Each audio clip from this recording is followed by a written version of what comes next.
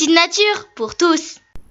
Assalamu alaikum, salut les petites natures, j'espère que vous allez bien pendant ce confinement. Moi ça va, alhamdulillah. Aujourd'hui on se retrouve pour une nouvelle vidéo où je vais vous présenter mes livres favoris.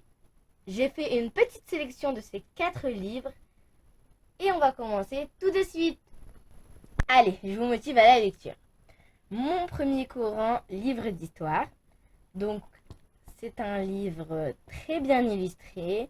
J'aime beaucoup les illustrations. Elles sont très explicites. Elles expliquent bien les textes.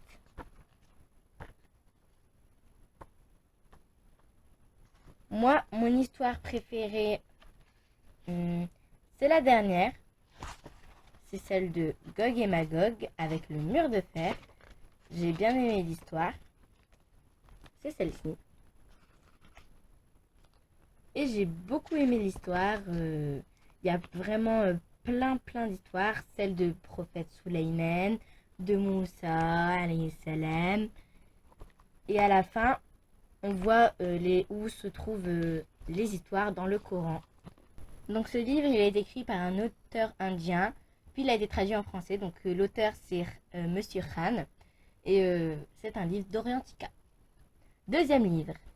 Le deuxième, c'est Histoire pour dormir, la vie du prophète Mohammed sallallahu alayhi wa sallam. Celui-là aussi, il est super bien illustré.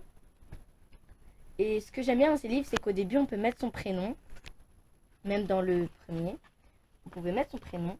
Donc c'est Orientica aussi, par le même auteur, Khan.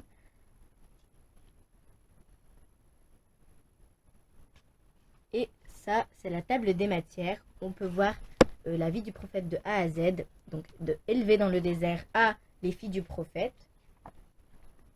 Donc voilà, regardez. Par exemple, là, on dit que le prophète Mohammed sallallahu alayhi wa sallam n'était pas encore né lorsque son père Abdullah est mort et Amina s'est retrouvée seule avec Mohammed. Et je vous laisse découvrir la suite. Donc regardez, c'est très beau, de très belles illustrations, très bien faites. C'est magnifique. On a aussi de petites histoires, les miracles et tout ce qu'il faut savoir. C'est un livre assez explicite sur l'histoire du prophète. On a juste ce qu'il faut pour comprendre les bases déjà. Puis on peut approfondir avec d'autres livres. Mais celui-là, c'est vraiment les bases, les moments importants, le voyage nocturne, la reconstruction de la Kaaba. Donc c'est un livre accessible aux enfants et aux plus grands. Et moi, je trouve que c'est un très beau cadeau à offrir à un enfant ou même à un ado éventuellement.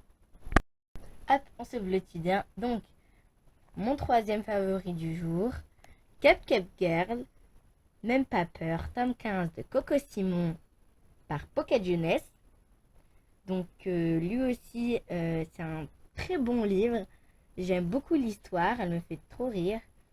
C'est une histoire avec plein de leçons à retenir. Donc celle qui a écrit le livre, Coco Simon, adorait les cupcakes et elle aurait bien aimé ouvrir une pâtisserie. Malheureusement, elle n'a pas réussi. Donc elle est devenue écrivaine et c'est pour ça que ces livres s'appellent Cupcake Girl en hommage à ce qu'elle aurait toujours voulu faire. On remarquera aussi dans ce livre qu'à chaque chapitre, il y a un nouveau cupcake dessiné.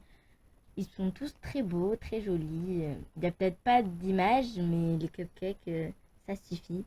Et ils sont tous différents à chaque fois. À la fin, on peut voir aussi une recette dont on a parlé dans le livre. Là, c'était une recette cupcake vampire chocolat blanc et cerise. Quand on croque dedans, il y a du coulis de cerise. Et on a vraiment la recette, comment faire les ingrédients, le glaçage et à préparer la veille, la préparation. Il y a vraiment tout ce qu'il faut. Voilà, je vous laisse découvrir la suite. Et le dernier, lui, je l'ai lu récemment. Il était vraiment super. Il s'appelle Mademoiselle Bonheur, la petite fée de Flavie de Sojoli, des éditions Landals.